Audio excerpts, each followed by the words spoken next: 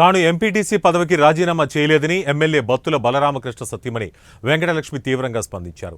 రాజానగరం మాజీ ఎమ్మెల్యే జక్కంపూడి రాజా స్థానిక ఎమ్మెల్యే బత్తుల బలరామకృష్ణపై చేసిన వ్యాఖ్యలను ఆమె ఆగ్రహాన్ని వ్యక్తం చేశారు. ఈ మేరకు ఏర్పాటు చేసిన మీడియా కార్యక్రమంలో ఆమె పాల్గొని స్పష్టతనిచ్చారు. తాను తన ఎంపీటీసీ పదవికి రాజీనామా చేసినా అప్పట్లో ఆమోదం పొందకుండా అప్పటి ఎమ్మెల్యేగా ఉన్న జక్కంపూడి అడ్డుకున్నారని ఆరోపించారు. తమ ఎన్డీఏ ప్రభుత్వం అధికారంలోకి వచ్చిన వెంటనే రాజీనామా ఆమోదం పొందేలా చేసుకున్నామని వెల్లడించారు.